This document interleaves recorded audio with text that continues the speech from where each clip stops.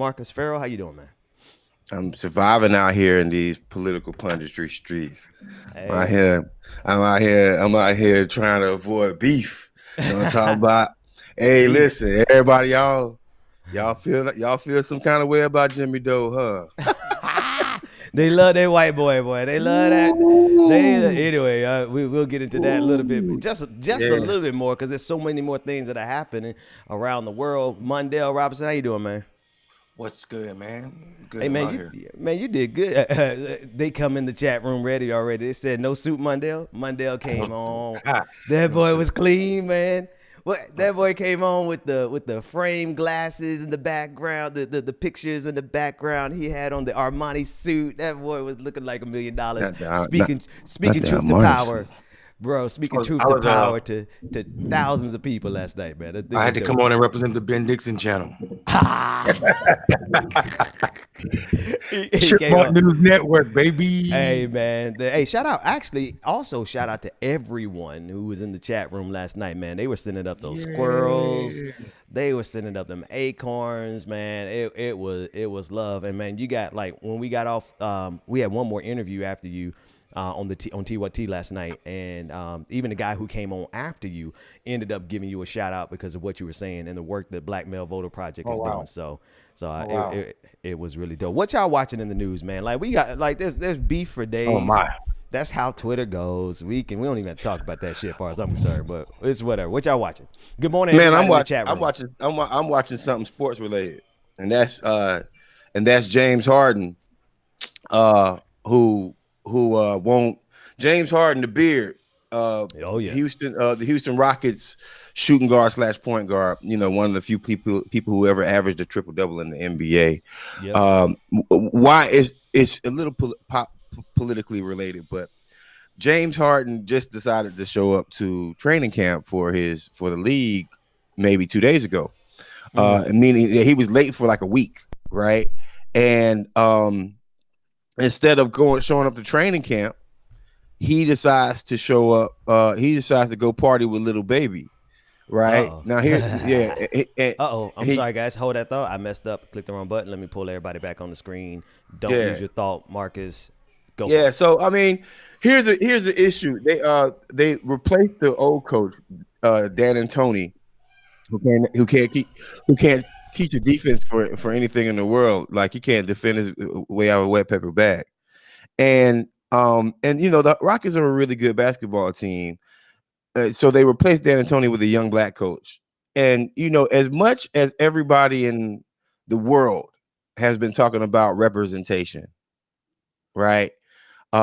For him to not show up for his young black coach because he wants to get a trade. And by the way, he wants to get a trade when the Houston Rockets are trying to pay this guy $41 million a year. One of the highest amounts of cash and capital that a basketball player is going to receive in the league. Jesus Christ. So instead of showing up for his coach, he's going off to hang out with Lil Baby. You know, give Lil Baby $100,000 worth of honey buns and $100,000 worth of honeys, and you know, and a Gucci bag. I got the video somewhere, but it's neither here nor there. The reason why I bring that up this morning is I say like this right here: we got to support ourselves, right? And in the moment in time where we ask for black representation and we ask for black, and we ask for black inclusion, black coaches, black players, black ownership. Yeah. When we get one, other black folks got to take care of that person. Don't check out as soon as you finally get something that we've been requesting as a community. So that's the one thing that I've been following.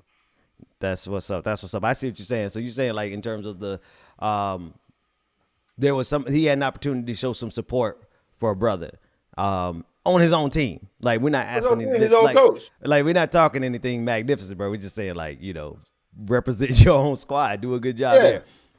Yeah, no, I feel that. Mundell, what you watching, man? Trump. Yeah, I saw that. To me, Trump is dangerous, man. But to me, he's wonderful right now. What he's doing to Republican, I love what he's doing to Republican. Yeah, I love it. Hot messiness. Trump launched a campaign. I mean, he launched a political action committee that has raised that $200+ million. Oh my God. Since the election ended. Now Jesus Christ. he's tweeting like, we got to save Georgia from socialist Democrats. We have to save Georgia. We have to help me win both Senate seats. He ain't telling them to donate to a campaign. Donate to his PAC. And in the fine print, it tells you that none of that money, not 1 cent, is going to either one of those candidates. It's going to him to fund his political activity. Keep going, Trump. Keep going. Get all their money. I need every Republican. Tell all your Republican cousins that Trump launched a PAC and they need to support it. They need to donate money to donate all of it. Drain all the money. That man about to drain all the resources for the Republican Party. And I agree. And he's so selfish. He's gonna turn that into I raise more money in the Republican National Committee. Yes, he will. And he's gonna do it every year. No doubt. I'm cool with that, Mr. Trump. Please do. His ego is gonna burn that party to the ground, man. It's gonna burn. They're gonna let it. Hey, Mondale. How come you show up all good looking and clean for the white people, but you don't want That's the problem. That's the problem with you. That's the problem with you. How come you look? You have a definition of good looking and clean? Because I'm a hoodie nigga. Hey, how come you be showing up for them like, hello? I'm a and his tone changed a little bit. Hey, bro, he was talking so professional last night. I had to say something. I was like, that code switcher went. I didn't code switch. I just didn't curse. That's true. That's true. But I'm gonna be honest with you. I'm just not cursing. Code switches. They have a no cursing policy. Yeah. Mondale, I am just joking with you because I already know how sideways this will go. No. It's all good. Hey, one thing you will not. Let me tell you something. One thing you will not do to Mondale Robinson is question how he shows up wherever he shows up. Ever. Hey, I learned that in the first week here. Show up. Deep in, over it. Question me? Deep in, over it. Wait, what? I did what? Say what? Say it again. Say it with your chest. Oh my God! I'm telling you, that boy showed up last night. I swear to God, I heard theme music. Oh man, I thought this boy was There's only one person I've seen on the internet look better than Mondale looked on TYT last night, and that was Marcus when he showed up on MSNBC. Marcus looked like new money when he showed up. I'm proud. Y'all boys out here looking good, representing the squad, representing yourself, representing y'all organizations, representing what y'all working with, man. It's dope to rock with. That's why I'm gonna be honest with you. Like the years I've had to fight these fights pretty, more or less by myself, in terms of being like, this black independent media space. Right? Plenty of black folks out here fighting this fight in all kinds of ways. But this black independent media space, man, it is, there's only a handful of us. And the handful of us that are out here generally ain't had the resources. And so now we out here clanning up on these fools. They do not want the authenticity of blackness showing up on their doorsteps on a Monday morning, Tuesday morning, just because. Especially knowing what the hell they talking about, right? Exactly. They will have blackness on. One thing I appreciate about you two brothers and the people who follow this show and myself sometimes is when we argue or make a point, we do make a point and center it in blackness that affects everyone. Period. Right. And we talk about blackness in the most American way possible. We make blackness American. That's what I like about this show. You can't talk about we can talk about electoral politics, sports, movement politics, all of it through a black lens. And that's scary to people because you have not seen that. Because we've been doing this for years. There's a reason why MLK got more press hits in life than Malcolm X did, right? There's a reason why, there's a reason why, like, and not to take away from the Radical King either. So let me be very careful in saying that, right? But there's a reason why there's that people who are more moderate African Americans who would be elevated more than well-spoken, and I don't even say well-spoken, but informed black liberationists. Yeah. So right. So yeah, that's some real shit. Here's the thing. See, I take my different voice. I mean, my different tone, because it wasn't a different voice, it's just different tone. And I talk slower. You know what I'm saying? That's like me being in a different rap battle. I took it to a Brown network. Marcus took his professional. Marcus was mainstream on us now. Marcus over there at MSNBC, the most MSNBC, watched boy. news channel in the world. Hey, you seen how You know what fresh I'm my talking line was right there? Bro, doing you were that? clean, bro. It was so You know what I'm talking clean, bro. You know what I'm talking about? Not, You oh, clean, no, bro. no, you're not trolling me, man. You know what I'm talking about? Hey, listen, man, listen. Like I'm done with that the part of code switching that I'm done with. I think we killed it though. Oh, please, man, that was dope. And Ben, I didn't know you was over there hosting. When do you not work on the internet, Nick? Start calling you Al Gore. They shouldn't have showed me how much money we can make doing this. Hey, I'm sorry. hey, I'm let me gonna tell be you on the something. internet all day, every day, stacking bread for the revolution. We gonna do this thing for real. Y'all out here, y'all socialists out here talking. Y'all had enough money to set this thing off a long time ago. It was on YouTube, and they just ain't tell y'all. But anyway, I'm sorry. Go ahead. Ben, I guarantee you on Amazon Fresh. That nigga don't even leave the door. Well, I don't mess with Amazon though.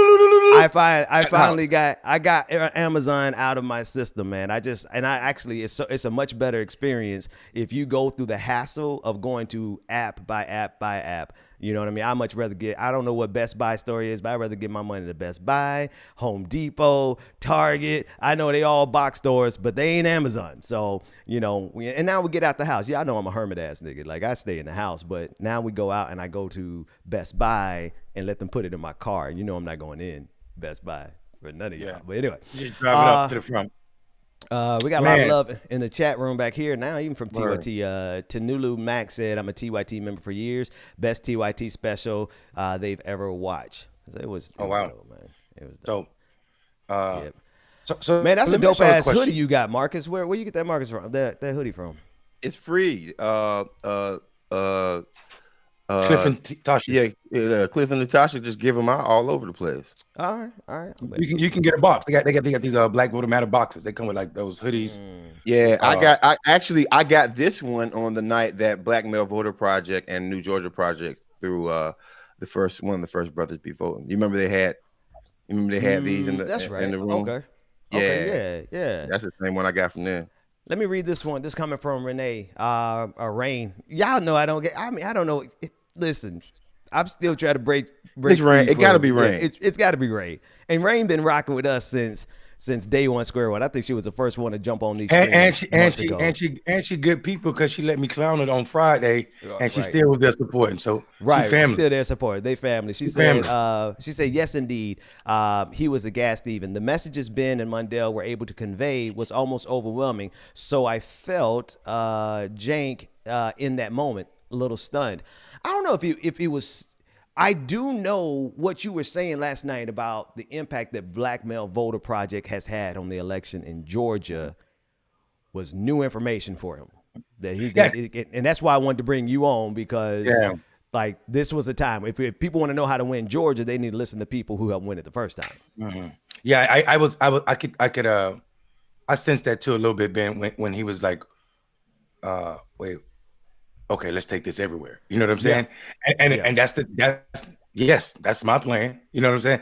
And here's the magic that people don't even know.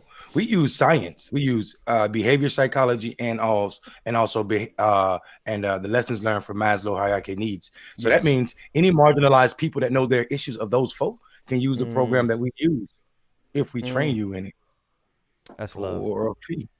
That information you told Jake last night. He was like, he said, well, Jake, I'm going to do it because you family. But normally I charge people for this information I'm getting ready to give out. And then something else I noticed, like a lot of people equate any modicum of success from the left. They equate any modicum of success with selling out. Let me tell y'all, last night between me, Mundell, and Ida Rodriguez over on TYT, that second hour was probably the blackest hour they've ever had in the history of TYT. And it was the most informative in terms of, you want to know exactly how to win this race, listen to these folks.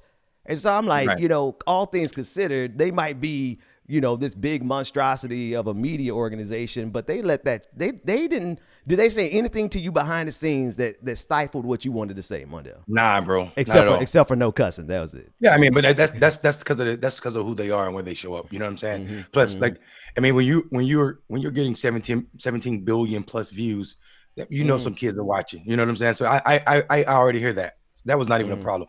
That was freedom over there. Like, don't say this because you might offend this person. Don't say this because you might offend this company. None of that happened. And it was just like, go. L said, but we and miss not Marcus. not once did I fear being cut off. Right. CNN, shout out to y'all. Somebody said, Ben, do not shop at Home Depot. They donate to Trump. Okay, so then the other company is Lowe's. No. Wait. I don't know who. I don't keep track of who all is the worst companies, but I just know I'm not shopping at Amazon. Arthur Blank, but Arthur Blank owns the Falcons. And Arthur Blank is super supportive of like black people, like Georgia. I've fed myself off of the Blank money in the past. So. Yeah, and Arthur Blank is. Hey, what I do want to bring up something about y'all hit, and that is two things. First off, Jink ain't never brought me on TYT. Second thing is, it's all good because I still love the channel. The second thing is this: with MSNBC getting a more progressive black woman as the president, right? And I don't care what y'all say, that woman is a real black woman that shows up in the world black as hell. And Phil Griffin, whatever his name is, the guy who's taken off, is not that, right? With the emergence of us, media companies, whether progressive or non-progressive, they are starting to realize that black people are cool. And I mean, if you think about it, right, Tiffany Cross over at MSNBC, her numbers have been the highest. Joy's numbers were higher than almost everybody else except Rachel Maddow, right? Oh wow, I didn't know that. Yeah, no, but here's the thing: media companies and white people who run these things would much rather just deny the fact that a black person is running really good numbers and compare just to make sure that that person's politics doesn't get elevated. Because I mean, if you think about it, Joy-Ann Reid had a show on MSNBC that was just regulated to Saturdays and Sundays, right? And Marcus, are we even comparing? Hold on, Marcus, let me say something. Are you even comparing apples to apples? Because Rachel Maddow has a primetime hour. You know what I'm saying? Yeah, no, that's what I'm getting to, right? Like, Joy-Ann Reid was doing primetime hour numbers on Saturday and Sunday mornings. Wow. And they finally gave her own show to read out, right? But this is after, months and months and months. And here's the thing. They wouldn't give her a show. They would just find new white people and throw them up. Random ass white folks. Like, just throw them up and give them a primetime show, right? Because America, that's what blackness is. And I'm sure that Jink, and I'm sure that you, our viewers, folks are starting to recognize. You got to recognize what black thought is in America, right? We touched on it yesterday, but I mean, we not only have fascists to deal with, but we also had some of your close family and friends racism to deal with, or people that you support to deal with, right? Like, or black people who support whiteness to deal with, right? Like, and that is why, I think this show is dope, and that's why, like, last night everybody was surprised. Man, listen, if TYT audience watched the whole episode, any one of our episodes, is it y'all know, Trap Squad, y'all already know what'll happen.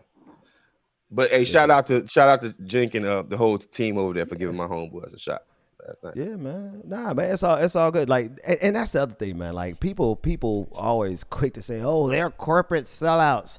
You guys literally have no idea what the fuck you're talking about. I'm just gonna be honest with you. You don't. Anybody who has said that actually has no experience whatsoever doing anything with TYT. Because I can tell you the last thing that I've ever had to do over the last 6 months of just rock, because I don't even work for them, right?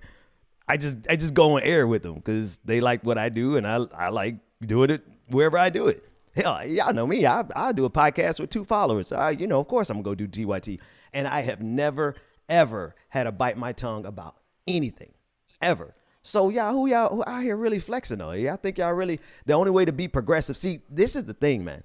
The only way they think black folks could be progressives is if we're poor, right? They're not gonna put any resources in our hands. And if we actually happen to get resources, then somehow we're magically more of a sellout than these white boys who've been out here making $4 or $5 million a year doing this same shit that you and the 3 of us are doing. Yeah, no, I mean, listen, I did an MSNBC hit, and my inbox got full of people saying I was a sellout. Let me tell you something. Let me tell you something. First off, I don't really care about your opinions of me because I'm gonna try to keep it 1,000. When you center blackness, like really center blackness, you don't give a damn what platform you go on to talk about blackness. When I center it, that's it. Like, so, I mean, folks might have a problem with our takes this morning. Folks might have a problem with what we, but that's only because they don't want to win. I mean, listen, like I swear to God, man, Marcus, you and I have been saying the same thing for 5 years. You did it inside of Bernie Sanders' campaign. I've been doing it on independent media for 5-6 years now. And the fact of the matter is that the proof is in the pudding. Like, we've literally laid out their pathway to victory, and they have opted to not take that pathway because it required them actually listening to black folks. Yeah, no, and hence the no. Let's not. I mean, it goes across the board, right? Like, if you think about it, there's been 2 major black voices that were progressive on, or 3 maybe, that were on mainstream media, and we can name them. It's Cornell, Dr. West, it's Nina Turner, and it's Breonna. 3. Now let's go through the unlimited amount of moderate black people that you've seen on television, right? Right, and I dare one of y'all to call Nina, and y'all won't call Nina a corporate. Oh, sellout. they are now, because she's running with the Democratic Party, so now she's a sellout too to these clowns. They're idiots also, because you don't even know how to win an election. Like, y'all don't even know how to win a. First off, Bernie runs the Democrats too. Yeah, but he's no, but he's a real progressive. Bernie's a real progressive. Yeah. so my thing was, this year they started calling Nina a sellout because of something else, though. Like, in the progressive space, in all these organizations, they were real upset that she launched her own firm, and she used that one guy who's the rich Republican was part of the firm. So, which rich? Who was that? I just didn't even. It didn't even register with you. Right. Because let me tell you something. I know what was going on. I knew. I mean, like, so what people don't know is, like, rich people donate. A lot of rich people donate to everybody. Bro, can I say something? I actually woke up this morning realizing that I'm going to have to go ahead and confirm something Mundell said on this show when I first came on. Remember Mundell's first disclaimer? And he was defending donors. And he said, really, they just need to hear somebody else. I did that shit yesterday on a phone call, bro. They listened to me and loosened up some mad resources. Like, I was like, holy shit, this is what y'all doing out here? And they allocated it to do some work in Georgia. And that shit's about to be, matter of fact, one of the things that we're going to do, I'm actually going to bring up to us, the Trap Squad. I want us to figure out the second. We got 2 commercials we're going to do. The second one, we'll figure it out together. But the fact of the matter is, Monday, I guess, to be honest with you, you were right. You just had to get on the phone with them and tell them, hey, listen, don't listen to these white consultants. They don't hear this. They think they're doing exactly what they're supposed to be doing, because the black people they talk to are saying, sure thing, we need to register 1 million voters. Yeah. And that's all we win. It was hilarious, bro. Or, sure thing, we need to run those ads, because guess what? Niggers like chicken and church fans, and black people with shirts tucked in. Okay. 2 sizes too small. Just in case she's watching, she definitely wasn't that bad. She definitely was nowhere near that shit. But that's that's how the donor advisors. That's how the donor advisors. We talk about these consultants, right? We talk about these consultants who run these ads with their money. It's definitely it's interesting. First off, I'm not gonna cap for the donors yet. So y'all can just get on the phone, bro. I don't know. Like, maybe I got a one-off. I've been on the phone with them. Maybe. So let me. Is she a one-off? Is she an outlier? Maybe. Let me finish my statement. I've always thought that there's good donors, because I actually have someone who just giving money to everybody I know, and I'm their Wow. advisor, and I'll give them. I say, hey, give this organization $20,000, and they'll give the That's organization $20,000, right? So wow. all donors are not bad, right? It is. That's just like saying having more than $3 makes you a corporatist, right? So that's you dig what I'm saying? That's literally what it means. Right. The language of donor advisors doesn't match the language of normal Americans. The language that these people use because it's about impressions, right? Some of these donor advisors that have historically always given donors bad information are some of the most they weaponize their vocabulary to a point where you think you were talking to a Harvard professor that was breaking down how to make a rocket, right? for political campaigns. For political campaigns, right? Interesting. And there's a whole language in the movement that people use that you got to understand that's not normal people talk, right? And what I realized is that you have to walk this line if you're a person who's asking for money from these organizations, to go from having your organization fundamentally speak to people in the streets, and then turn right around and talk to a donor advisor and impress this person at your organization. And I also say something like this right here. It's an unfair balance between all the checks and balances that Black organizations have to go through for money that white organizations don't have to go through for money. It's an unfair balance, right? A white guy could come in there and be like, we're going to knock on doors. Great. Here's $1 million. And the donor give him $5 million. But, a Black organization, hey, we're going to knock on doors. Well, exactly what city you plan on knocking on doors in, and what's the ratio of return of all the doors that are knocked on?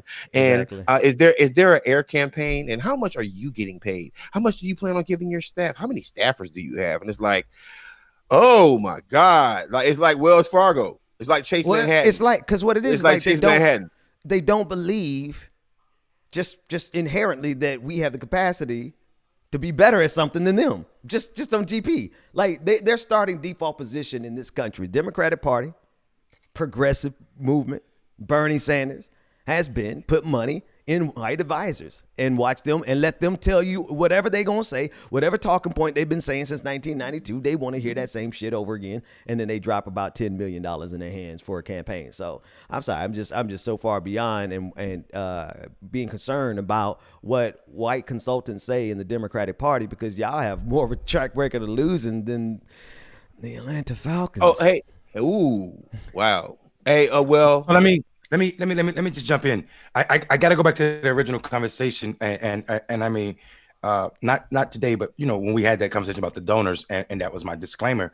I mean, right now I would have that conversation without the disclaimer, just where I am. You know what I'm saying? Because what I realized, I mean, I was on a call, this call that happens with what people call influencers or whatever, and I'm questioning that too.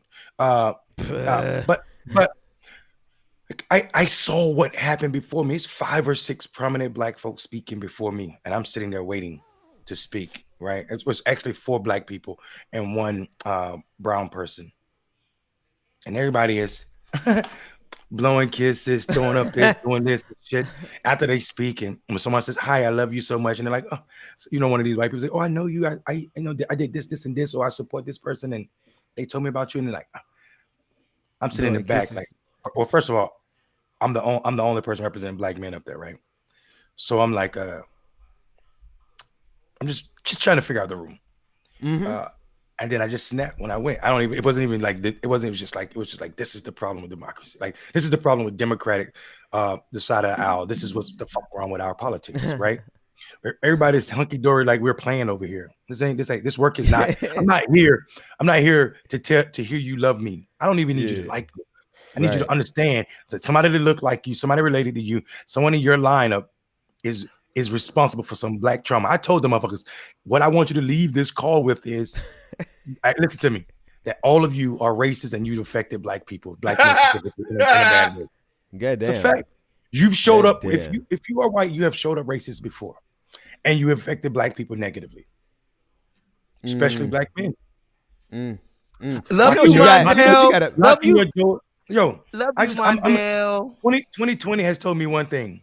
Fuck that. That's what 2020 taught me. You Fuck ain't that. lying. You ain't lying. I mean, I already had enough of it anyway. Like, nigga, please was 2019 and before. 2020 was fuck that. Yeah, I'm Because sorry, I man. saw people try to steal my shit. I saw people literally, bro. I saw people lie. I saw people at the beginning of the year. This is some shit I ain't told nobody, but I mean Marcus know. I think Ben, this was before you got here, right? I literally had to take a black woman to fucking court, bro. Mm. I had to press charges, not no bullshit lawsuit. I had to press charges because she defied the law. This woman lied and said I raped her. Then, like when I had video that I wasn't even in the country, I was in Cuba.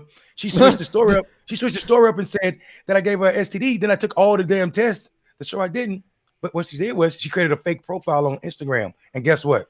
In the state of Virginia, lying about somebody's health on Instagram or any telecommunication is a fucking offense. Offense. Yeah. So I had to take her to court because she wouldn't stop. She was sitting. Bro, you weren't even you weren't even in the goddamn country. That's what saved my life, bro. And the fact that I look, had bro. recordings of her saying she lied about it. She's like, That well, I was just a wanted special your time. attention. Yeah, for real. And how did She was that connect all of my to donors and everything? But there was a political connection to this too, right? Oh, you just said it, right? It was messing with your Yeah, whole organization. Yeah, It yeah. messing with your whole livelihood with them lies. Bro, listen, she look, she was literally on this, man, Marcus, man, bro, you can't even imagine what was going on, bro. Nah, Yeah, it was kind of crazy. She was inboxing everybody, donors. Yeah. I'm gonna tell y'all a secret. At the end of last year, I had this concert series that was supposed to go all year. Right. It was fundraisers for me. My first ever fundraiser was I had secured the Incredibles. Y'all know what the Incredibles are? The movie? The DJs. Oh, okay. Yeah, no, not DJ D Nice. Y'all heard of him? Oh, right? D Nice. Yeah. This is before he was America's DJ. He was Mondale's DJ. so D Nice, Stretch Armstrong, DJ Clark Kent. You had Stretch Armstrong? Yeah, I had all of them. Five of them were doing concerts for me. Once a month, they were giving me all of the. They had this concert series, right? But she reached out to them, their people, and started trolling them, sending them lies, talking about, yeah, bro. I literally had to. Boy, Mondale, you out here stressing these women, man. These women. No. This was some person literally I knew 2 months, but she was on some psycho stuff. And it was just for real, and that literally could have been enough to completely destroy the entire project, the entire work, your work. Right. So it goes back to the donors, but the donors that I was fucking with, the only people that say, "Oh, we don't know about this, is sketchy," even though I showed them and played the recordings for all of them, the only people that stopped fucking with me were DJ D Nice and them. you had to go donor by donor and discuss this issue. Hey, well, I didn't even know. I didn't even know. The thing about it was I didn't even know all the people she reached out to. I only know the people that told me about it. I want to point something out. I want to point something out. In order for you to be successful in a certain world, you have to be willing to throw a black person under the bus. So I always say that. Right. But in order to be elevated in political circles, you have to be willing to throw somebody who's talking about black liberation or working on black liberation in some form or fashion completely under the bus. Right. Whether it's Jeremiah, right. Whether it's where we could just go down the list of folks who've been soldier. So like you got to throw them all under the bus, kill somebody black, hurt a whole black community, something like that. And now D Nice with Mondale Robinson. God damn. So what I was gonna say was to top it off, I was working with this other group that supposedly let me fuck up some relationships this morning. I was working with this other group that was supposedly showing up like we show up, like they're called Black Men Build. They got all the monies. I'm just gonna put it out there. They're associated with the movement for Black Lives, and these guys came to me last year, like. After this, we talked about this conversation a little bit yesterday. So if y'all missed yesterday's show, this is the second part of yesterday's show. Right. So think about what I just said. Now go back and listen to yesterday and remember what I said about it wasn't even a black man that was trying to lead this effort. So now the organization is called Black Men Build. I'm saying it. And Black Man Build and it's not even led by a black man. So So on the front of it, it's led by Phil, who was Bernie's African American outreach director. Oh, It's like, Phil. I'm telling everything, bro. Oh, he's I'm good. just gonna tell the truth. Yeah. I'm gonna tell the truth. So anyway, you know, these cats, you know, this is our platform, and this is where I come to tell the truth. So I don't care how people feel. No cap over this motherfucker from me. So let me finish, right? So these guys didn't even know what a win number was. We doing, you know, I'm doing work, telling them which black man we should talk to, whatever. So she reached out to them. Tell the folks what a win number is so they can understand how easy that they should have that number first. Yeah. So a win number is what number you need to win an election, right? What win number you need to win an election. And the way you come up with the win number, I'm giving this out for free. This is political money. This is how I win. This is what I'm trying to tell y'all. What y'all see, don't think CNN and MSNBC and anybody is giving you this type of knowledge. Like this is and I'm not bragging, most people have never heard of a win number. And if you have, you definitely not heard the formula. So here's the formula. The way you come up with the win number is you take the last 3 like elections and then divide it by 3. So the last 3 winning. Okay, so it's the number they need to win. The number right. they win. And you're saying that this group didn't even know. Plus one vote.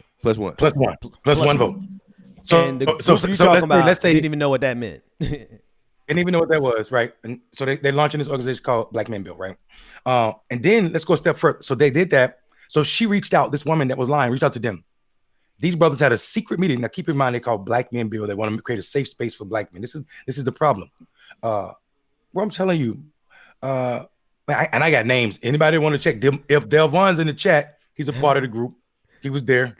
If CJ's watching, he was there. He's in the chat. I'm just curious, Mundell. Why? I mean, I'm with it. Like, you just tell us where we going, but like we picking. You calling out all the names. We're gonna have. So I mean, I'm fine. I'm just curious. Like, what's the motivation this morning? Because if we line it up all of our beefs, I got a whole list. I got a list to go after. So you go first. Let's all list our beefs. Let's list all of our beefs. If y'all want continue. This is real rap raw. This is why we got a reason to be mad. You want to know why? So anyway, what I'm a long story long. She reached out to them, and they were one of the people that was like, "Oh, we can't rock with you." Blah blah blah. Had a secret meeting, and it's supposed to be safe space. I showed them the vet. Then guess what they tell me? Well, the only way we can rock with you is if we see your medical records. I say, fuck y'all. Hold on. Because I'm an asshole and I know who was at the top of that ticket and I know she was hunting for me. And this would have been a perfect way. Like, oh, there's a black woman saying that she was raped and got a disease from Mundell on the internet, right? I know she could use that to weaponize against donors, the ones that I didn't know about. So guess what I did? I called them on a Zoom call, all of them, and showed them my health record with my social security number, with my doctor's name. And then they said, oh, well, you could come back in this circle. I said, nigga, that ain't no circle. That ain't no circle. There ain't no circle, and they definitely where I want to be. That's why I told them. They was like, "Oh, we think we need you." I said, "Y'all don't need me. Fuck out of here." And I cut them off at that point. And here's the dumb part about it. The numbers I gave them, they still using those numbers. That was in January or December of this year. Oh, last year. I'm sorry, December 2019. They still using those numbers, and the reason I know is because they ain't smart enough to cut off the damn Google share sheet the Google Doc that I created. That they were using. I still see them logging into the Google Doc every now and then. The Google Docs be telling on you, bro. Telling on you, bro. Y'all better sign out y'all goddamn accounts. Or just make a copy of it so I can't see what y'all doing and delete the other ones. Jesus, that's wild. First of all, story. That's what you I didn't know that story. That's wild as shit. That it went as far as deep as it did. So, and I ain't going into the details how I broke bread with these cats. For real broke breads. And I wrote a national plan for them, right? I wrote a national plan for them. And guess what they did? Wouldn't pay me for more than 90 days, bro. And then when they did pay me, they Phil got on the phone and was like, oh, look, that's a lot of money. I was asking for $3,000 for a national plan. Marcus, write a national field plan and how much you going to get paid. He going to tell me that's a lot of money. For a national plan. 70. At least. Bare minimum. 70 G's? Yeah. It's a national plan. Minimum. Bare minimum? I did it for $3,000. And then he going to tell me, well, look, if you take $2,000, we'll pay you right now. And then I was like, man, you know what? It ain't in about, because it was at that point, it wasn't about the money. I was just angry at them. You know what I'm saying? I was like, fine, just get the $2,000 up and whatever. You know what I'm saying? I'm gonna send it to my mom. That's why I'm gonna send it to my parents. It was another month before they sent the money, bro. Yeah. I took the discounted rate for the right now. Mondale, you airing everything this morning. Good Why not? goddamn. Hey, why the hell not? I mean, Why who not? gonna cancel? Who gonna cancel us? Marcus, what you got going on over there, man? I already told y'all who I got beef with. I got Dude. beef with the. Go ahead. I got beef with the lady upstairs who sounds like she's on that clogging commercial. That be banging and just be. You don't even got kids, lady. I don't know why you running around. Like, what are you up there doing? His Wait, neighbor what upstairs. His neighbor. Man, my neighbor upstairs. It's your neighbor. She just be running around at nighttime, bro. Like, and it's like 12. Like, you live by yourself. You got to be at least 40, 50 years old, bro. Like, what are you Running doing around up like there? a child. Yeah, yo, all I hear is like, dude, either that fucking place is haunted, or she's like, or she's like playing like a virtual reality game or something, right? So I got beef with her, right? I'm not gonna like and listen, if I see her in the elevator, first off, she shouldn't be in the elevator with me. So, but if I see in the streets, You don't know. yeah, bro, I might don't have know. to say so. So I got Clearly- beef with her. Marcus, I got clearly beef- you didn't see Step Brothers. Oh yeah, well, You might be sleepwalking, man. Come on up. hey, bro. I mean, So like, many listen, you know that. activities. So You know many that activities. little. I'm serious, bro. Like, I'm serious. Right, every night on a certain night, she goes from the top of my, like, one side of my apartment to the other side and back like 4 times. Boom, boom, boom, boom, boom, boom, boom, boom, boom, boom, boom, boom, boom, boom, boom, boom, boom. Oh no! If it's all that, I gotta go. Well, it's COVID, so I can't just go knock on people's door no more. She having freaky self sex. I'm Maybe stuck. she having And then- freaky self sex. Maybe so. Like, maybe she's running and jumping onto something. You know what I mean? Like, Oh my! Marcus, I've got no comment. I'm appalled. I don't have. I don't know. And then you know, Who else you I got? used to- Political beef. I used to have beef with Bernie, but I don't anymore, because after all that crap that I talked yesterday, I do realize that Bernie's a Jewish guy who got ostracized also, right? And Oh, really? you can't, and you can't necessarily hold beef forever with someone who is ignorant to something, like fundamentally ignorant to something. Like, even if the message is there, I more so got beef with the people that were around him, right?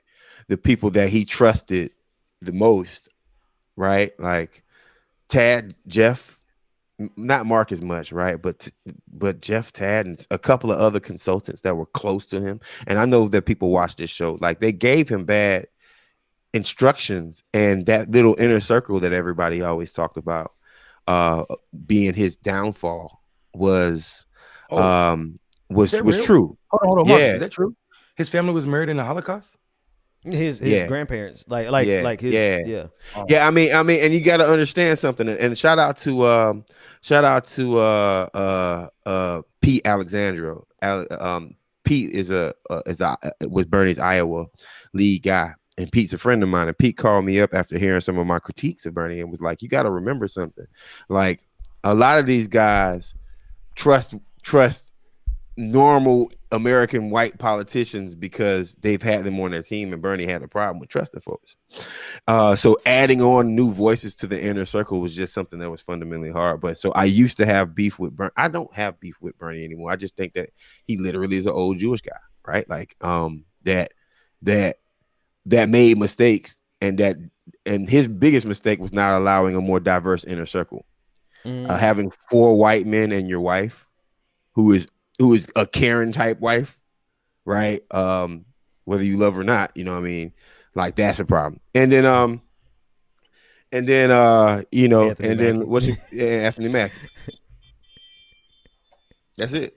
Oh, period. Then we already went over the Anthony Mackie beef, because because you wanted an autograph for him. I mean, and then he was like, nah. I didn't want no goddamn autograph from Anthony Mackie. Don't be putting words in my mouth on this interweb, boy.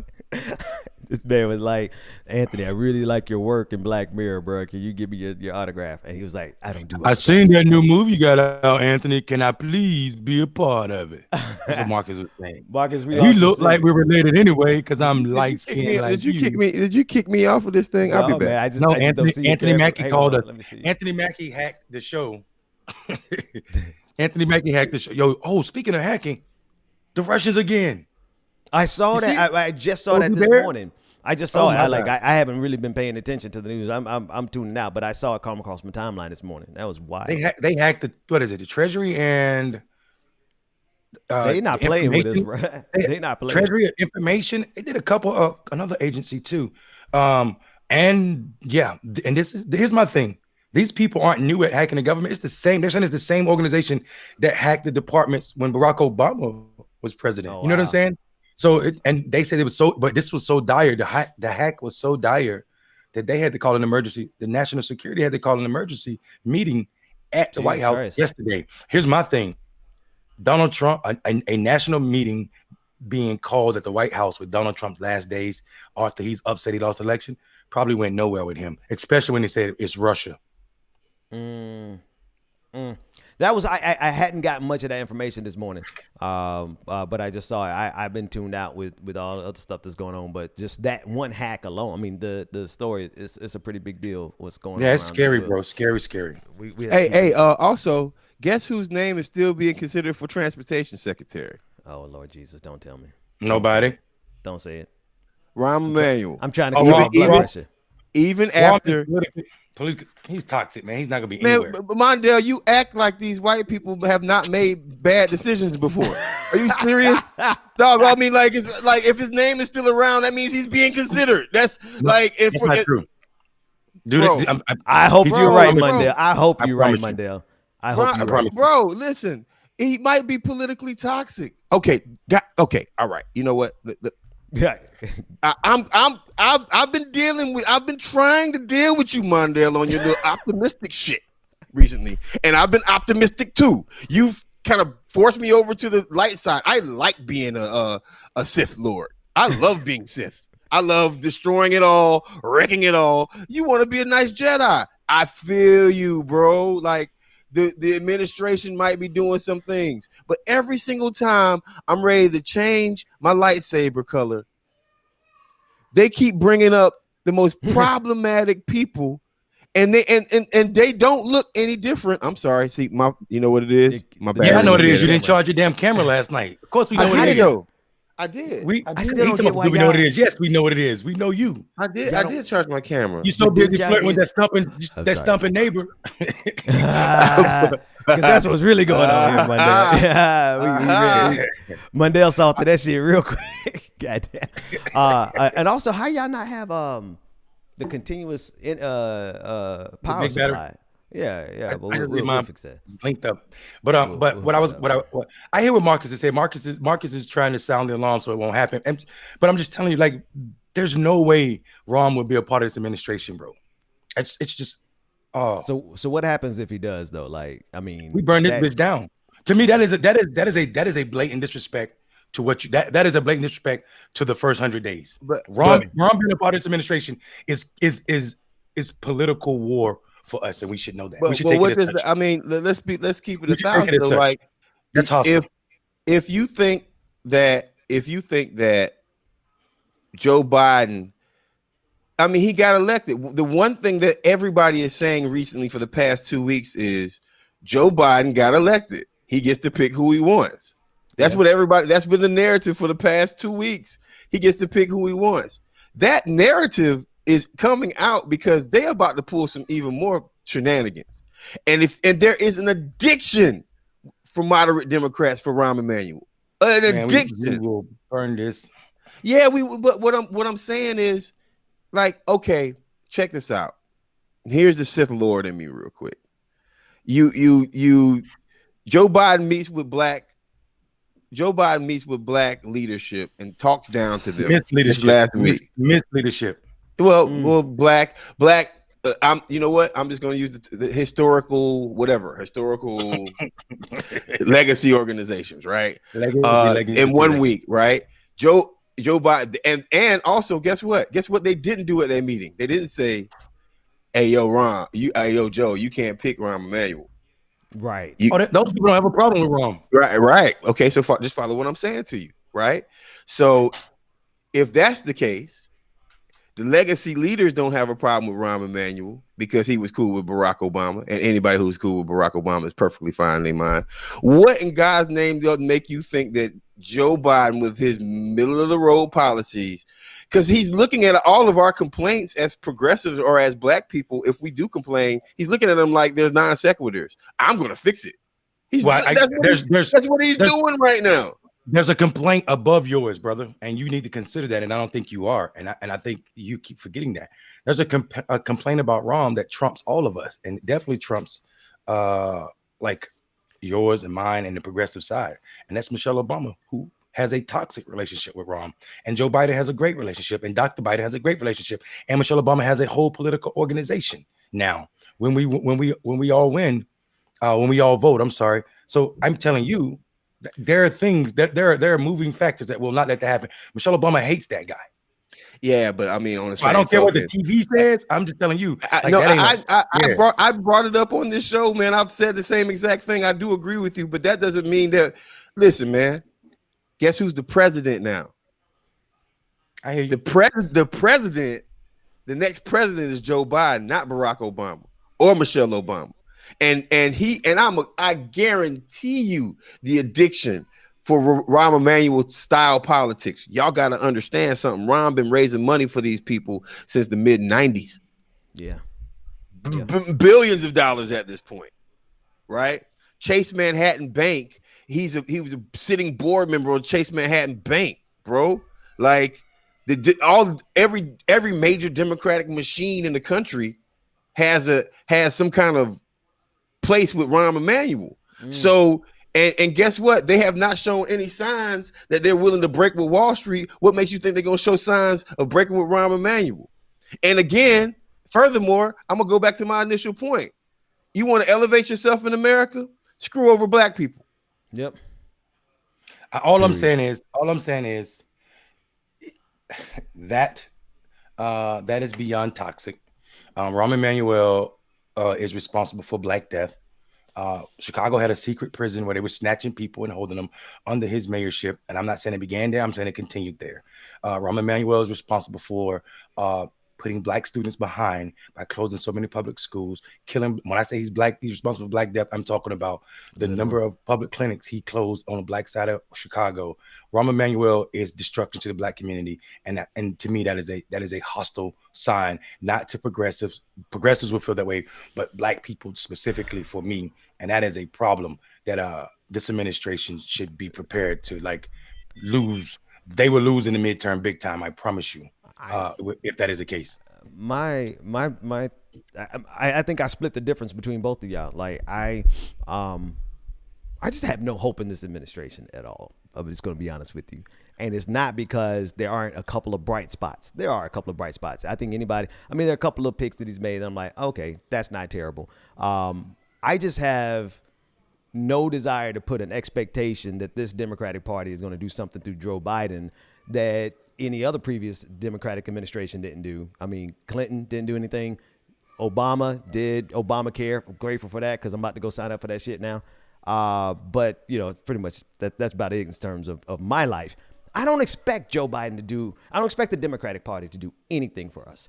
I expect that we're going to have to continuously eat them apart, take them apart piece by piece, replace them primary by primary by primary. Because I just, and if I'm wrong, I would rather be pleasantly surprised than to get my hopes up in his party. The only thing I needed Joe Biden to do, and the reason I voted for him, I just needed him we just needed Donald Trump gone, because Donald Trump is really genuinely, I don't know if anybody could look at what this man is doing right now and think this man ain't trying to destroy democracy. So I'm cool. We didn't destroy democracy. We get this man out on 21st. I have no expectation of the Democrats. I expect that we're going to primary every single one of them that we can get a good race in. That's it.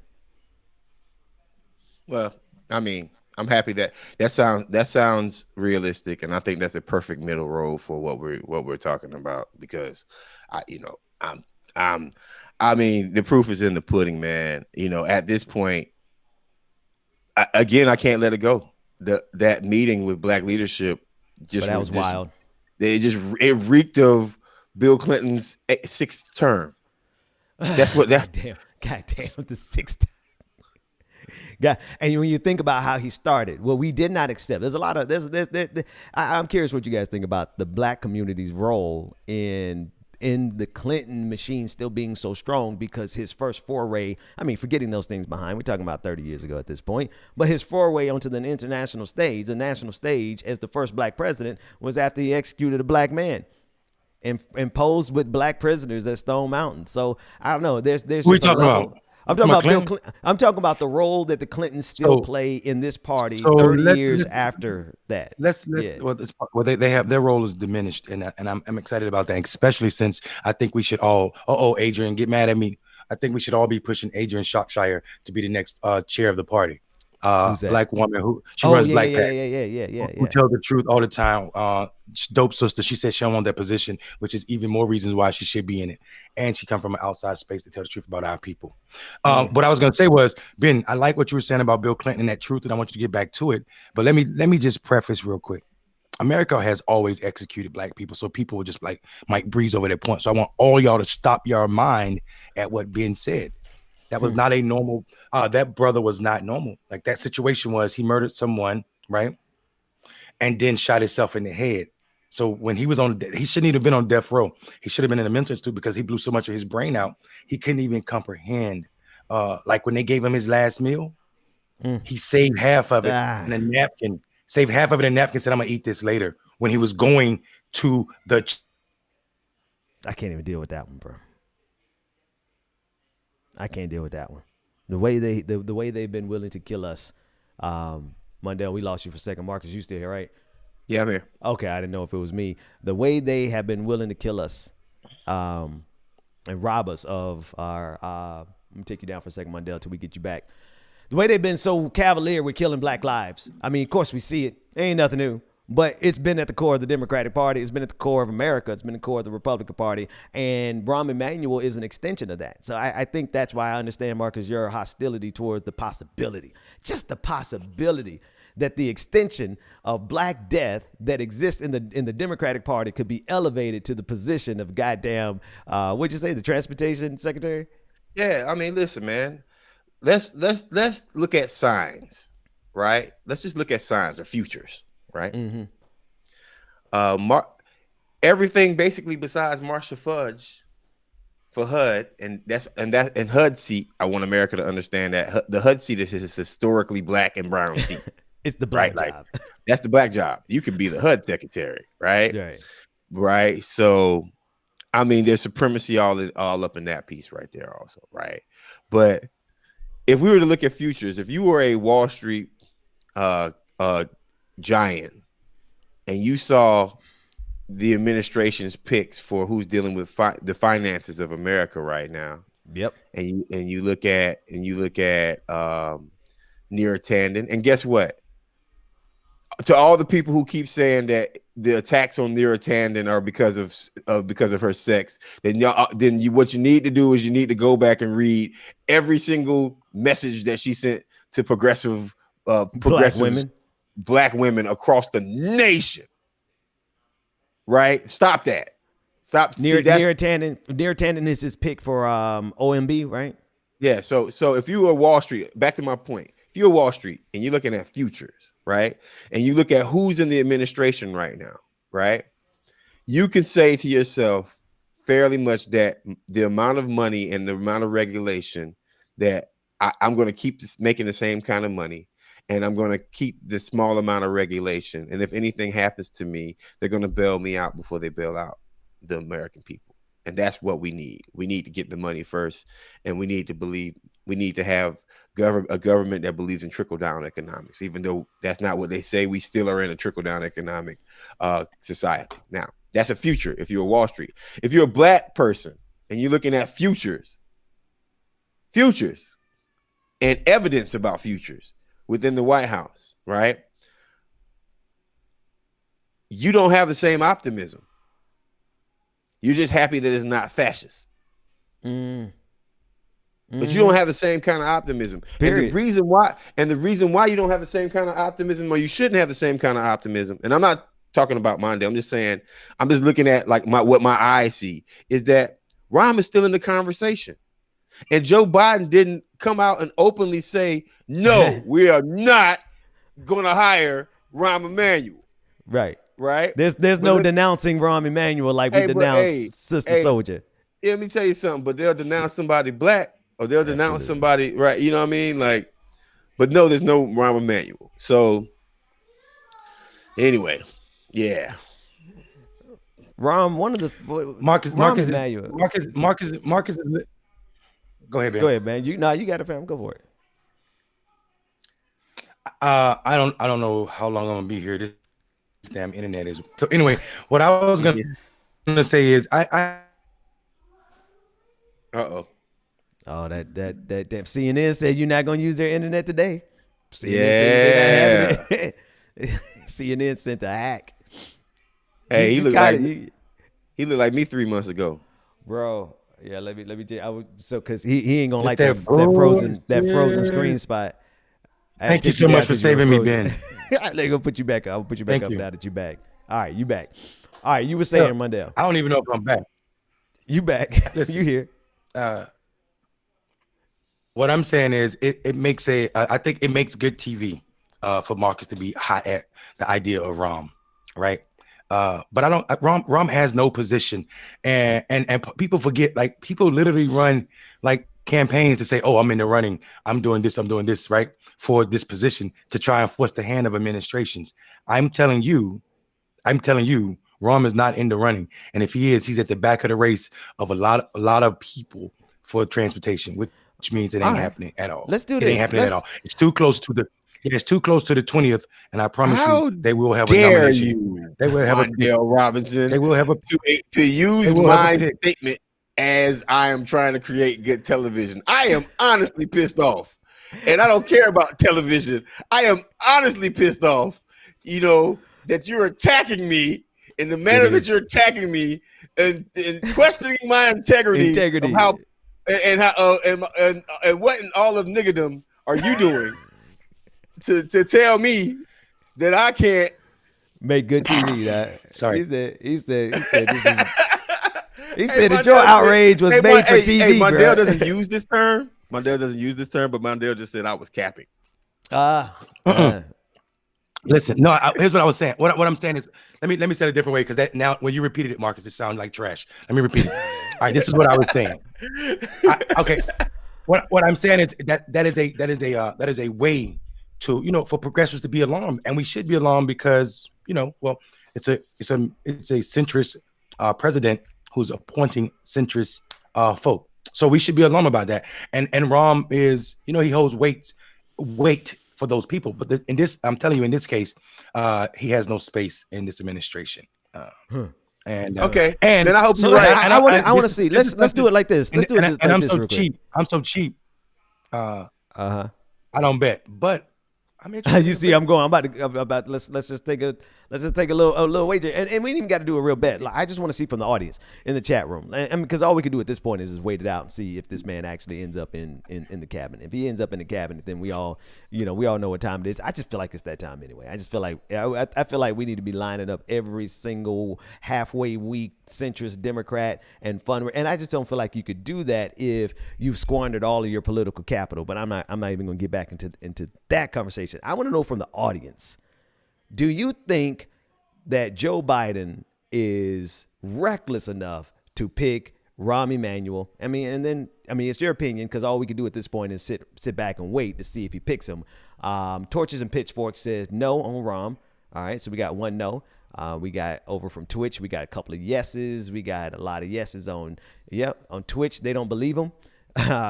Let's see, YouTube, where you at? YouTube, do you think Rahm Emanuel is going to get in this administration? Here they come. YouTube saying yes. YouTube, no.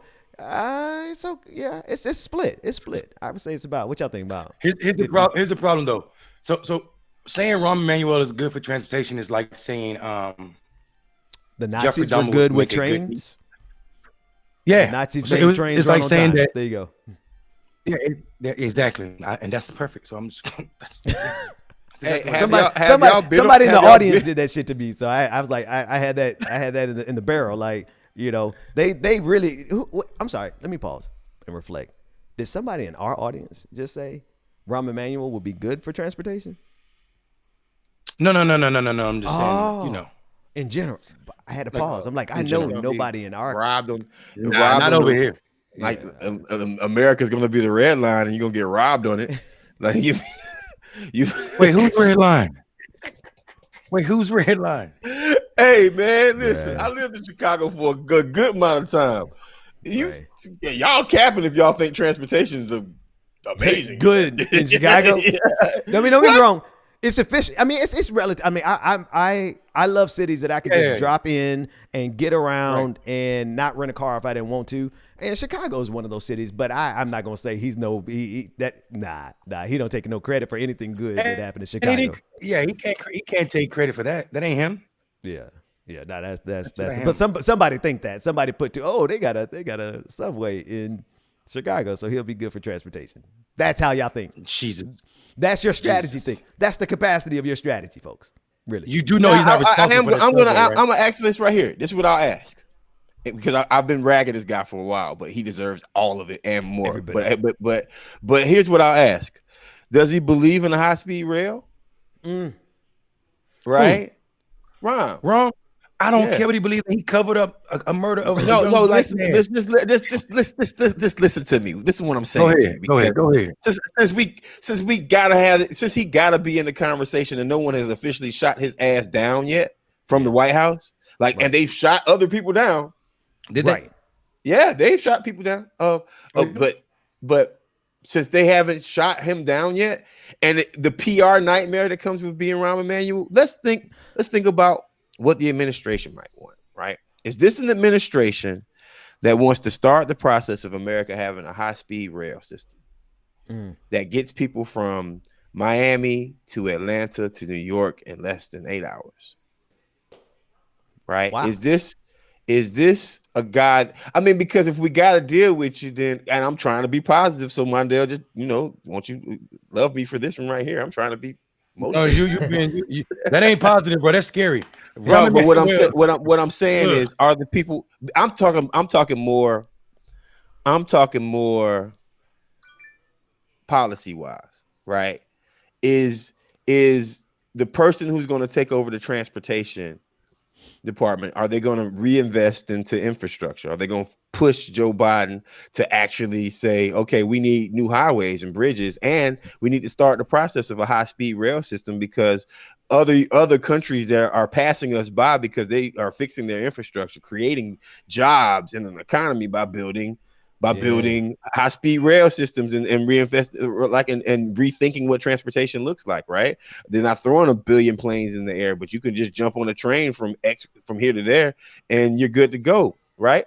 Yeah. Are they doing this, right? This is like, what are we as progressives, and this is something that I haven't heard, but what are we as progressives asking for? And what are we as Black people, and what are we as voters, right, are asking for out of our transportation secretary, right? Because it seems like we got a blind spot on that. I haven't heard many progressives talk about what transportation looks like in America, right? And I think about, and this is my last thing, and I think about that because I was a part of a campaign with New Georgia Project to extend the MARTA line here in Georgia out to Gwinnett County, right? And we lost that. Fred Hicks and a couple other folks, we lost that race by, we were at 40%, and then the no's were at 60%. And the reason why we lost is because it was one of the last conservative elections that's going to ever happen in Gwinnett County. What happened was the people against it were Republican. And the reason why they were Republican and the Republicans were against it was very simple. They were afraid that transportation would bring more poor people, goddamn, stop, more poor people to the county, right? Like more poor people would be able to commute from downtown Atlanta to Gwinnett County, right? And the excuse they used was it would extend crime. Conservatism is a very big fan of isolationism. So what I'd like to see out of a transportation secretary is someone who wants to bring America together faster. That's how we become a more advanced country, right? When people could connect to each other faster, right? The problem is that, like, Democrats are always afraid of what a Republican's going to say whenever we try to spend $1. So, I think we need high speed rail, man, and I hope. I mean, and I wonder why Rahm is even in the conversation for transportation secretary. Like, even though he's, as Mondale says, he's not. But he's not in the conversation, Marcus. Here's what I would say. I mean, like, he is obviously. He's not, bro. But like what I'm telling you is, you forget that people run, Marcus. You know, people run campaigns. That's like saying I was in a conversation to be chair of the Democratic Party. We know that ain't the truth. Even if I ran a campaign to like say I'm gonna be the chair of the Democratic Party, we both know that ain't happening. The likelihood of that happening is 0 to none. And that's what Rahm is with the transportation secretary. Now, you were talking about high-speed rail, and that's a conversation that wins my heart, because I feel like the ability and opportunities that are opened up with high-speed rail are numerous. If you think about like being like in what's going on in South Korea, you could be in one side of the country and get all the way to the capital in 5.5 hours because of their high-speed rail system. And when I was in Japan, when I was in the Marine Corps, we're talking about the most efficient train system that I've ever seen. Probably one of the most efficient in the world. And the Shinkansen train is unbelievably fast when you can move the distance of New York to Florida in about 7.5, 8 hours, right? That bullet train is for real. That and I think Joe Biden being elected is probably the best thing ever. Joe Biden is Amtrak. Yeah, think about it. You're talking about Amtrak for trains. Okay. Yeah. Hold on. Let me clarify. Joe Biden is the best thing for the train system, not for us. For the train system. The dude literally rode the train. The dude literally invited, when he got elected, people from the train that he knew 30 and 40 years, right? People that were conductors on the train that he rode every day, right? Joe Biden never spent a day in Washington, D.C. He went home every day on that train and came back every day. So that's who I'm saying. Like, that guy is, the train system is an important part of who he is. And this might be the revitalization to the train system that we need. So I'm super dope. And I think his election is good for high speed rail. Rahm Emanuel, he could be good for high speed rail as to test how many bumps they can go without falling off the track. another way, throw that motherfucker in front of a moving train. Right. Like, I've never seen, I'm sorry, like, I'm going to be honest with you, man. Like, one thing America's missing is we just don't, they get a little more rowdy in other countries than us. Y'all see some of these countries where they like actually have fist fights in their parliament and in their, houses. Yeah. And I'm like, straight up taking their shoes off. That's what we need in this country. That's what we need in this country. Because some of these motherfuckers never got punched in the face before. I'm just telling you. Mitch McConnell has never been punched in his face, bro. And I don't know if I want to be led by people who never been punched at least once. You got to be able to take at least one punch to lead this country. And I want to see how you chin. What kind of chin you got? Right. You know what I mean? Like, chin you got, and even if you got it, are you going to get back up? I just need to see your get back up ability. These cats, these motherfuckers, bro, they walk around as if. I'm just trying to see how I have this conversation without getting arrested or getting the policeman called. Yeah, so we're talking about proverbial punches, America. No, I'm talking about real fist fights in Congress. In the mouth. Real fist fights in Congress. I'm trying to protect us from what's about to happen. We are not promoting violence. No, we're not promoting violence against elected officials. We're not. No, but I do think there's a little bit of humility that comes, right? Like, when you get that first punch and it was a little bit harder than you expected, it kind of changes your disposition, and you got to really kind of get your whereabouts. Oh, it's that wake up. I was like, oh, we fighting for real. Like, oh, whoa, wait a minute. I didn't know we were fighting for real. That was a good thing about the Marine Corps. So, like, in the Marine Corps, they got ranked. You got ranked. The new Corps, and I'm talking about like I was in the old Corps, but then the guys who was in before me be like, you don't know nothing about the old Corps. But like when I was in the Corps, there was this thing called the tree line. Right? Oh, they had a tree line. The dope part about the tree line was, like, regardless of rank, if you had a problem with somebody, you could just go out there and handle whatever the problem was. Like, beautiful. You could go. Like, take me to the tree line. Because that was a great offer. That was a great offer because there were staff sergeants and corporals when I wasn't a corporal that I wanted to choke the shit out of. Right. So the tree line was an amazing neutralizing space. Like, so you take them out there and do what you do, and when it's done, it's like, and just know. The only thing that saves you every day from this type of ass whooping is that rank on your shoulders. I love that. Because you just saw what happened. It's the neutralizer. The tree line was the neutralizer. I bet you their tones. Tree line in politics. Bro, I bet you that rank official, I bet you his tone changed ever so slightly. Like he He out there trying to Imagine sound if- hard, like, but when he come across Ben, the dude who beat his ass, it's just a Ben, little bit imagine softer. if Corey Bush could take Nancy Pelosi to the tree line.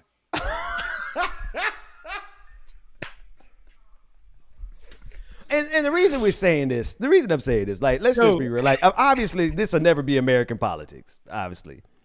But I'm just saying, the fact that we don't have a second stimulus package after 300,000 deaths in 8 months Say that. really tells me that we got people leading us who never got chin checked before. That's all I'm saying. I'd be too afraid to not take care of the American people because I've taken a couple punches. I've landed a couple. These people aren't afraid of anything because they haven't seen the consequences of it. Like, and I'm talking about, like, you've got to think about their life, man. Like, you got to think about their life. You got to just follow these people, man. Like, they're raised in privilege, and then after they've been raised in privilege, they go to college in privilege. They go to one of those Oxford rejection schools. That's what we're going to call the Ivy League. The Ivy League from now on. One of the Oxford rejection schools, right? And then they work their first cushy job where they complain that they have to actually work 8 hours a day for somebody's law firm that's just churning out TPS reports, right? Until they finally decide to then they get married to the person that they're supposed to be getting married to, and because to them marriage is not love, it's a business deal. It's a business deal for everybody, but it's definitely not love with this class of folks. And then they run for their first office, and you can kind of tell who's what by the first office that they run for. Follow me. Because, see, some people think that you're supposed to run for either city council or state representative or even state senate. Like, that's one of their first races, right? Actually, people who run for state senate are different first too, right? Like, so if you think about it, Barack Obama didn't run for state representative. He ran for senate, state senate, right? Against a black woman. You got to think about the way they're transjected, because when you run for state senate, that's a ratchet race to run for. I mean, state representative, that's a ratchet race. That's a ratchet local race.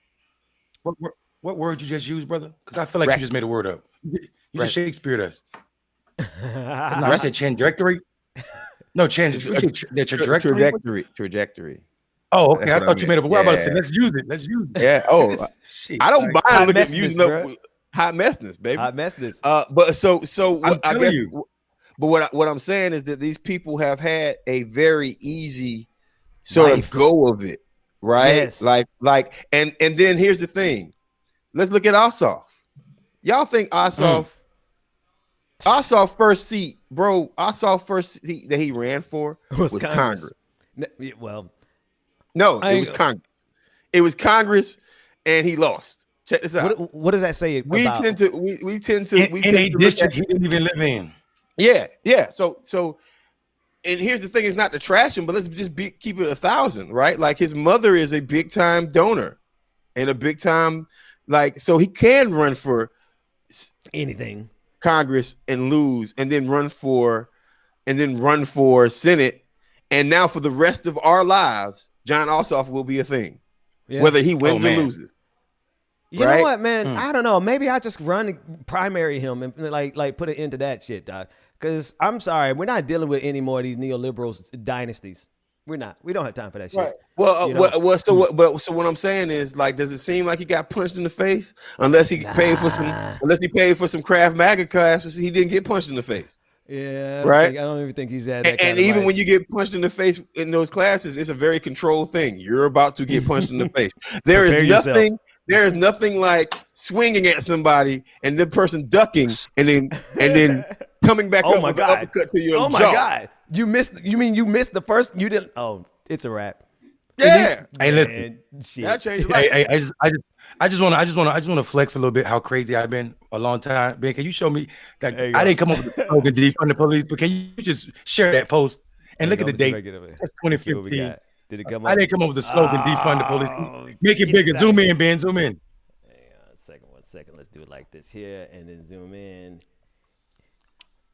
If we use Donald Trump logic, a logic that says no Muslim should be allowed in America because someone perverting the tenets of one of the world's great faiths may be a terrorist, then we must also agree that no police officers should be allowed into black communities because some of them pervert the sworn obligations of protecting and serving by brutalizing and murdering. Good morning. 2015. December 15, 2015. That's a memory that came up. Yeah. I didn't come up with defund the police, but it's been in my soul forever. And I promise you, James Clyburn, this is not a sloganeering. This is how I feel. So, get there. Yeah. Get there. You 5 years late. We've been sloganeering a little bit longer. Wait. Pause. We forgot something. I'm not trying to change the conversation too much, but Ben, who you got beef with? Ooh, nobody. Ooh. Next show. That's next. Hey, that's next show because it's 10 o'clock. It's next show. No, he gonna give us one. He gonna give us one. Okay. Because we are okay. I give you one. Real people. Okay, I was gonna do some philosophical shit, but I don't personally have beef with anybody. Be honest with you. A lot of folks got beef with me. Who got beef with me? Folks who love Jimmy Dore. Folks who don't like when people disagree with their grand plan, people think they got this progressive shit figured out and they don't even understand the importance of flipping Georgia, even if I can't personally stand John Ossoff and probably will personally primary him. Right? But we still got to win this shit. And when people can't see that shit and we tell them, hey, this strategy of yours is dumb, then like all of a sudden they got beef with me. Well, okay. That's just how life goes. So more power to them. I don't care. I thrive on that shit. I mean, I am as petty as Mundell. Mundell, I saw you trolling those people in that comment section last night. That was ridiculous, boy. I just sat there laughing. I was on TYT. I was on TYT watching this clown do this thing, and I'm like, oh my God, this man is trolling these people in real time. I loved it. Hey, so it's 10 o'clock and it's time for us to go. So before we go, I just want to say you can follow me, Marcus Farrell, at Marcus Farrell on Marcus for America, on Instagram and Twitter, Old Man Politic on Twitch, MarcusFarrell.com. And I have my own channel. I'm not trying to take away Uncle Ben's work, but please check my YouTube channel out. It's Marcus Farrell. Just Marcus Farrell. Go over there right now, like and subscribe, man. Hey, let me do like this. Listen, I'm gonna do you like David Pakman did for me. He said this is not a zero-sum game. YouTube, we can all have 1 million subscribers. So if you subscribe to my page, go subscribe to Marcus's. And when Mundell has his up, go subscribe to Mundell's. And when all my page is like 100 years old. Your YouTube, you got a YouTube page? Oh my God, 100 years old. I'm just YouTube lazy. I got like 5 videos from 7 years ago, and that's it. Hey, y'all go find this man. I don't even know if the algorithm gonna pull him up. Because do you even remember the password? Mundell Robinson. No, do you remember but do you remember the password to access it? It's his Google password. It's Google password. Google. Oh no, I'm just gonna make because what I'm saying is I'm gonna send all these people over there to subscribe to you. I want to make sure it's a live account. So if you got access to it, y'all go look up Mundell Robinson. I got 108,000 subscribers. I'm small stuff on YouTube, but I know y'all can get them up to 10,000. So let's do it. Awesome.